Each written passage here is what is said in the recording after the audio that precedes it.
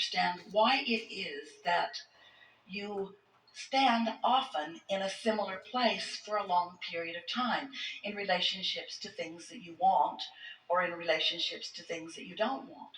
We want you to understand that your attention to a subject is a practicing of a vibration of it, and that when you give your attention to something for just a little while, and then you return to that again and again and again, as you continue to think a thought, wanted or unwanted, about something or someone or about yourself, you develop beliefs. A belief is only a thought that you continue to think that represent a very strong part of your point of attraction that you just can't get around. In other words, the universe is delivering to you all day, every day, evidence of what you think.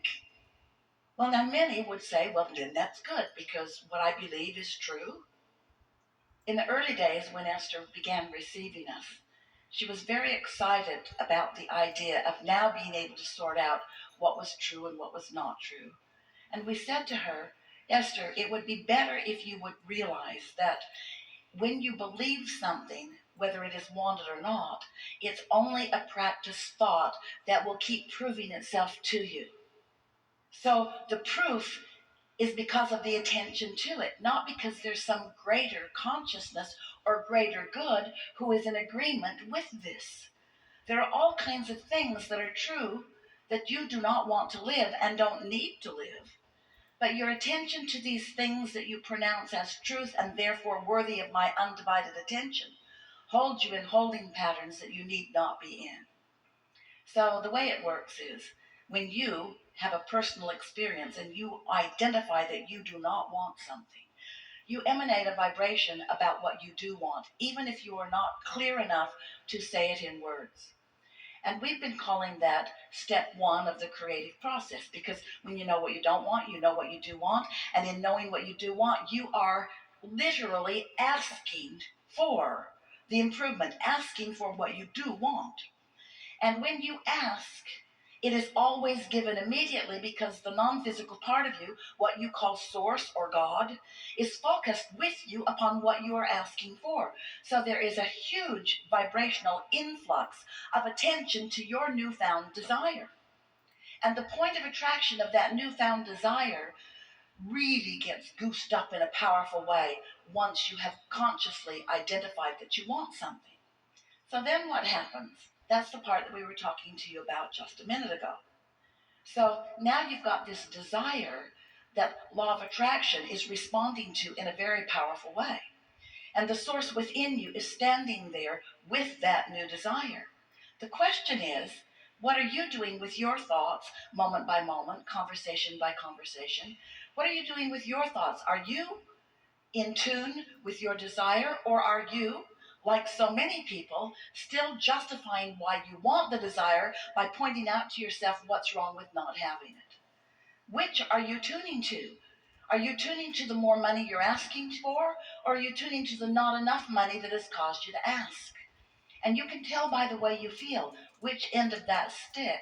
You see, every subject is really two subjects, and you are often vibrationally contrary to what you really want without even knowing you're doing it. But as you begin to pay more and more attention to how you feel, then you can tell more often whether you are a vibrational match in this moment to your desire, or whether you are a vibrational match to your belief about this desire. And they're often very far apart. So the whole point of our interacting with you is not about step one or step two, because step one, you can't stop it from happening. You cannot stop from asking. And step two is you can't keep source from answering. In other words, those steps are already taken care of. But step three is your work. Step three is to listen to the subtleties of the emotions within you so that you can gradually guide yourself to more and more thoughts about what you do want, so that your desires begin to feel good to you. Remember how good a desire felt when you were little, before others convinced you that you were selfish or that you shouldn't have it or that you couldn't have it or that you weren't going to have it. wanting something in that open, fresh air of free-flowing energy, where the energy that creates worlds is flowing through you, is the most delicious form of life experience. To have carved out from your life experience clarity within yourself about what you want, and then to tune yourself to the frequency of that desire so that there's no resistance within you, is the best feeling state of being that exists. You call it joy or exhilaration, happiness. We call it satisfaction. You call it clarity. We call it satisfaction. You call it happiness. We call it satisfaction. You call it joy and appreciation and love, and we call it satisfaction, satisfaction, satisfaction. Because when you tune yourself to who you are so that you are not affecting any contradiction within you, when you stop that resistance and just allow all that you are to flow toward that which you are asking for, that's the satisfaction of life that you came to live. Often you say, I came to be of value to others, and we say, we know you came for that satisfaction. I came to uplift others, we know you came for that satisfaction. I came to help others, yes, for that satisfaction. Sometimes we are accused of teaching you selfishness, and we say, it's true, we do. Because if you are not selfish enough to really care, in fact, nearly to only care about how you feel, then you will not figure out the subtleties of these energies, and you will not tune yourself to the wholeness of who you are. And you will, by default, not meaning to, you will practice a lot of vibrational resistance, and you will work against yourself day after day. Imagine that you are a train on a very flat plot of ground, and that life shows you that you want something, and that's like putting a strong engine going in the direction of your desire. But then, when you think about your desire, you realize that you haven't accomplished it yet, or you remember that you haven't, or you think that you don't know anyone that really has, or you remember something that somebody told you about how you're not very good at that. And then you put an engine equal in power going in the other direction. And then you want it more, and then you doubt it more, and then you want it more, and then you worry about it more. And so you keep piling up these engines going in opposition to each other, and you put a lot of tension on yourself as you want it but doubt it, as you want it but don't believe it, as you want it but face reality. And that's the thing that we really want to talk about, because this reality that you are observing is really old news. Because once something is manifested, a whole lot of energy has already been flowed about it. And so anything that you are currently looking at, hear this, we've not said this to anyone as clearly as we are about to say it to you. As you look at the current manifestation and think about it, every moment is a current manifestation, isn't it? It's a manifestation where you're perceiving. It's a manifestation where you are acknowledging something that is. You're seeing it and hearing it and smelling it and tasting it and touching it. In every moment that you are doing that, you are launching new rockets of desire. In every moment, there is resistance that you are observing, which is giving you the basis for the continued evolution and expansion that is you. Did you follow that? In every moment that you're alive and awake and focused in this body, there's something happening that is putting new rockets of desires in the vibrational mix, but it is also new resistance in the mix that is you. So just being alive and in this body makes you prone, and we love you so much for this very thing, prone to dealing with resistance. You just can't help it. It's a good thing, not a bad thing. It's the platform from which desires are born. You knew it when you decided to come. You can't get out of it. Stop trying. It's just the way that it is. But you intended to spend a much smaller percentage focused in the now reality in the resistant phase. What you really intended to do is, once a desire was born, to give your mostly undivided attention to the new idea, because you knew that this forward vibration is really where it is at. In fact, it's so much where it is at that We wrote a book about it. We called it The Vortex, this vibrational reality where you've launched all of these rockets, and there is a very valid, very vivid, very real vibrational reality that is the beginning of what will be your manifested reality.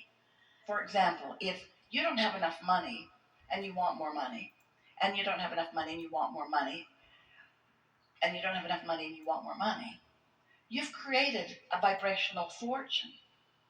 And then you say, okay, Abraham, so how do I get it out of the vibration and into the bank? And we say, here's how. You tune to the vibrational frequency of the currency rather than to the vibration of the not enoughness that you may be living. It's about choosing which feels better, putting your words and attention and thoughts toward what feels better until you've practiced that vibration enough that there's a sort of flipping in your vibrational nature. It's like the tipping of a teeter-totter on a fulcrum where you find yourself feeling more prosperous than you formerly were feeling less prosperous. And when that feeling shifts within you, you can know that your point of attraction has too. And then the manifestations that you begin walking into have more of the things that you want. Have you ever wondered how it is that things get here? There's no pipelines trucking them in, no spaceships zooming in and dropping off new contraptions. There's consciousness, and there's attention to subjects. And we've been saying to you for a long time that if this time-space reality has the wherewithal to inspire a desire within you, that it has the wherewithal to deliver the complete goods, which means if this time-space reality can bring a question to you, it has the ability to bring the answer. And the answer is such a satisfying manifestation. If this time-space reality has the wherewithal to present a problem to you, or a lack to you, or a need to you, it has the capacity to bring you the solution.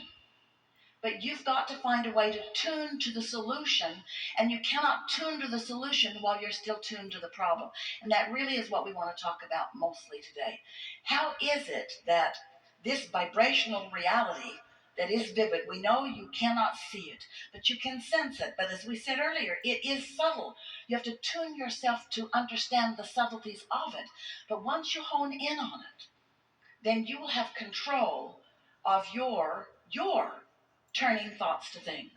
Because these vibrations will turn to thoughts, and these thoughts will turn to things, and these things will be your new manifestation. It's always been that way. It will always be that way.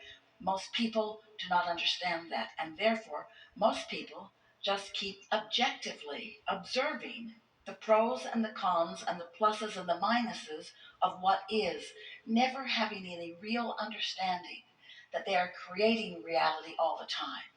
Creating a reality that for the most part they are very slow to tune into, and therefore are very slow to personally realize. We want you to feel and to utilize deliberately the leverage of alignment. We want you to understand how it is that thoughts turn to things. We want you to be in the receiving mode so that you can be the receiver of the vibration and be right there consciously aware when the vibration bursts into an idea in your mind and you understood that you were standing in an attitude of non-resistance, and therefore you were in the receiving mode, and therefore what you were asking for that's been being delivered to you by your inner being and by this vortex and by law of attraction that you haven't been hearing because you haven't been on the vibrational frequency. But now you have quieted your mind and you have meditated and you have stopped resistance, and now you're in that pure place, and now you receive the idea. Deliberate creation.